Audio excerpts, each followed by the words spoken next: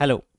তো এর আগে আমি একটা ভিডিও বানিয়েছিলাম, যেখানে আমি ফিজিক্যাল সায়েন্সের কথাটা বেশি বলতে গিয়ে এই পার্টটা যেটা ফিজিক্সের জন্য যে কী কী বই প্রয়োজন বা প্রিপারেশন, সেটা খুব একটা বেশি বলতে পারিনি।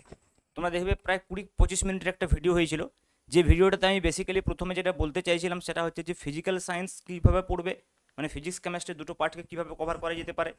এবং পরে আমি লাস্টের দিকে বলেছিলাম যে ফিজিক্স পিজির জন্য মানে 11-12-এর জন্য কীভাবে পড়াশোনা করা যেতে পারে।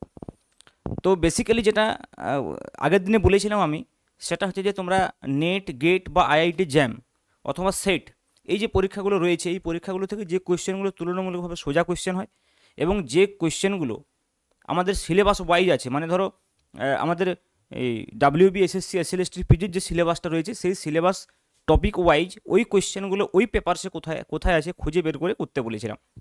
যেরকম ধরো ফর এক্সাম্পল আমি যদি ফর এক্সাম্পল বলি, সাপোজ আমাদের কাছে, আমি আগের দিনও এই কথাটা বলেছিলাম, আজকে বেসিক্যালি আমি তোমাদেরকে দুটো বইয়ের কথা বলবো যে বইগুলো থেকে তোমরা একদম প্র্যাকটিস করতে পারবে কোয়েশ্চেন।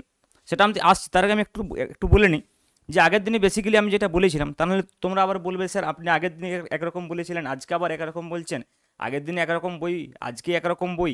ঠিক আছে, তার জন্য বিষয়টা একটু ক্লিয়ার করে করে নেওয়ার দরকার। ঠিক আছে, তো বিষয়টা হচ্ছে কি, দেখো আগের দিনে আমি যেটা বেসিক্যালি বলেছিলাম সেটা হচ্ছে যে এই যে পরীক্ষাগুলো রয়েছে, okay, IIT JAM, IIT JAM, NET, GATE, okay, SET, এই পরীক্ষাগুলো জাস্ট টিআইএফআর এর দিকে যাওয়ার দরকার নেই, কারণ ওখানে ম্যাক্সিমাম কোশ্চেন একটু টাফ থাকে।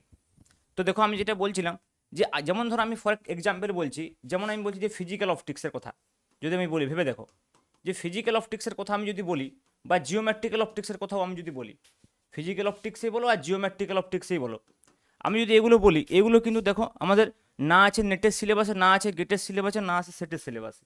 তার মানে কি এগুলো কোথার থেকে পাবে তুমি? আইআইটি জ্যাম থেকে পাবে, অথবা যে কমন ইউনিভার্সিটি এন্ট্রান্স টেস্টের বইগুলো হয়, কমন ইউনিভার্সিটি এন্ট্রান্স টেস্ট বা এমএসসি এন্ট্রান্সের যে বইগুলো হয় সেই বইয়ে কিন্তু তোমরা এই পার্টটা পেয়ে যাবে।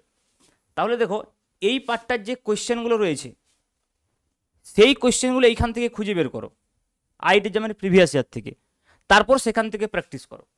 জিওমেট্রিক্যাল অপটিক্সটা তো বেসিক্যালি 11-12 লেভেলের, কিন্তু 11-12 লেভেলের সঙ্গে সঙ্গে যে পোর্শনটা আছে সেই পোর্শন আছে অ্যাভারেশন, অ্যাভারেশন ইন লেন্সেস, এই পোর্শনটা দেখবে সিলেবাসে আছে। অ্যাভারেশন রয়েছে, ক্রোমাটিক অ্যাভারেশন, স্ফেরিক্যাল অ্যাভারেশন, তারপরে আইপিসগুলো রয়েছে রামসডেন্স আইপিস এবং হচ্ছে যে হাইগেন আইপিস। তো এই পোর্শনের আবার কোয়েশ্চেনগুলো তুমি এইখানেও পাবে না, আইআইটি জ্যামেও পাবে না, কিন্তু সেগুলো কোনো এমএসসি এন্ট্রান্সের বই যদি তোমার কাছে থাকে সেই এমএসসি এন্ট্রান্সের বইতে পাবে। বুঝতে পারছো সমস্যাটা? এই জন্যে আমরা কি হচ্ছে মার্কেটে এরকম কোনো বই পাচ্ছি না যে পপুলার বুক বা ভালো পাবলিশার্সের বুক, যে বুকগুলো মার্কেটে অ্যাভেলেবেল রয়েছে আমরা জাস্ট কিনে প্র্যাকটিস করতে শুরু করে দেবো। এই জন্যে সমস্যাটা মেন হচ্ছে, অনেকেই কনফিউজ হচ্ছে কীভাবে পড়াশোনা করব।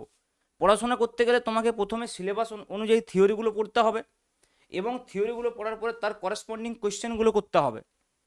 তার করেসপন্ডিং কোয়েশ্চেনগুলো করতে এই বিভিন্ন পরীক্ষার এক্সাম, এই বিভিন্ন পরীক্ষার প্রিভিয়াস ইয়ার কোয়েশ্চেনগুলোকে কালেক্ট করে। যেমন ধরো আমি যখন পড়াচ্ছি, আমার অ্যাপসে যখন আমি পড়াচ্ছি, আমি কিন্তু টপিক ওয়াইজ পড়ানোর সঙ্গে সঙ্গে এখান থেকে কোয়েশ্চেনগুলো খুঁজে এক জায়গাতে আমি সেগুলোকে করে তার সলিউশনগুলোকে লিখে একদম একটা প্র্যাকটিস সেট তৈরি করে দিয়ে দিচ্ছি। তোমরা যদি নিজেরা সেলফ স্টাডি করতে চাও তাহলে তোমাদেরকে কিন্তু এই কাজটা নিজেকে করতে হবে।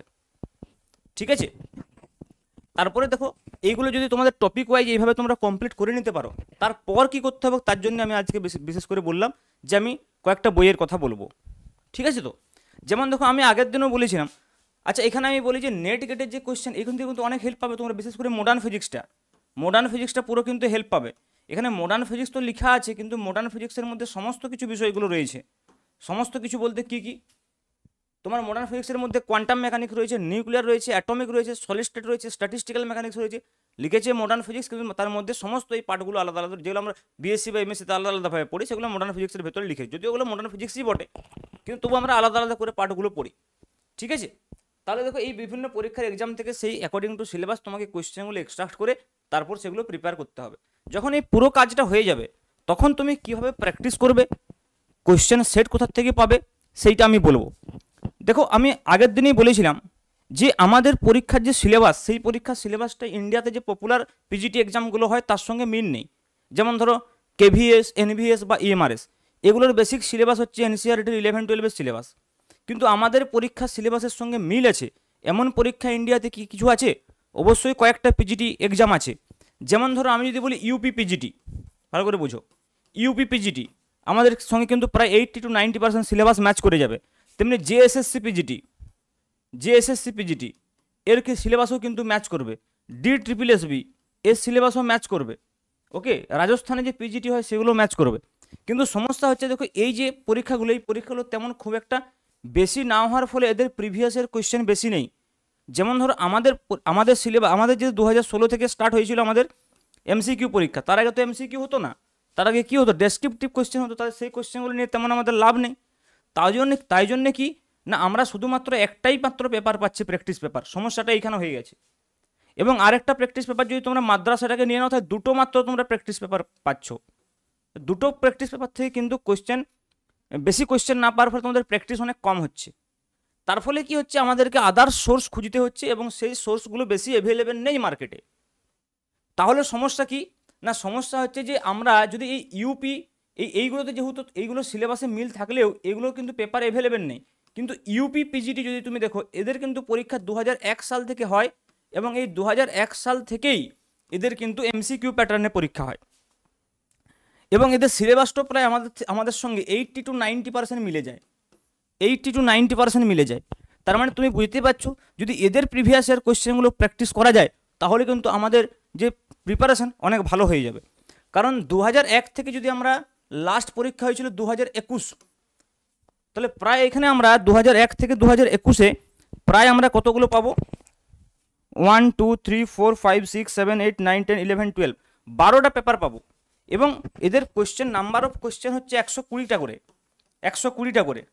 তাহলে বুঝতে পারছো, যদি আমরা 12টা পেপার পাই, 120টা করে কোয়েশ্চেন, তাহলে কিন্তু আমাদের অনেক কোয়েশ্চেন প্র্যাকটিস হয়ে যাবে। অলমোস্ট 2000 কোয়েশ্চেন প্র্যাকটিস হবে।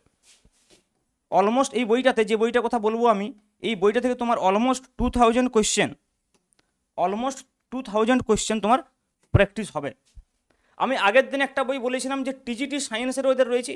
এদের আবার টিজিটি সায়েন্স যেটা, সেটা আমাদের যে ফিজিক্যাল সায়েন্স তার সঙ্গে মিলে যায়, ফিজিক্স কেমিস্ট্রি দুটোই। এবং সেই বইটা আমি দেখিয়েছিলাম আগের দিনে। এই বইটা আমি আগের দিনে দেখিয়েছিলাম। এটা অ্যামাজনে অ্যাভেলেবেল ছিল, কিন্তু এখন আনঅ্যাভেলেবেল দেখাচ্ছে। আমাকে অনেকেই বলছে লিঙ্ক পাঠান স্যার। এটা আনঅ্যাভেলেবেল দেখাচ্ছে, কারণ ইউপি তো পরীক্ষা ঘোষণা হয়ে গেছে বলে। আমার যেটুকু মনে হয় এই বইটা হয়তো বেশি পরিমাণে বিক্রি হয়ে গেছে বলে এই মুহূর্তে আনঅ্যাভেলেবেল দেখাচ্ছে। কিন্তু 10-15 দিনের মধ্যেই বা 1 মাসের মধ্যে এটা তোমরা অ্যাভেলেবেল পেয়ে যাবে। এটা কিন্তু টিজিটি সায়েন্সের কথা বলছি আমি, আগের দিনে যেটা বলেছিলাম। কিন্তু যদি তোমরা পিজিটি নিতে চাও সেটাও কিন্তু রয়েছে। দেখো এই বইটা হচ্ছে পিজিটির জন্যে, পিজিটি ফিজিক্স সলভড পেপার। দেখতে পাচ্ছ 2000 থেকে 2021 পর্যন্ত রয়েছে।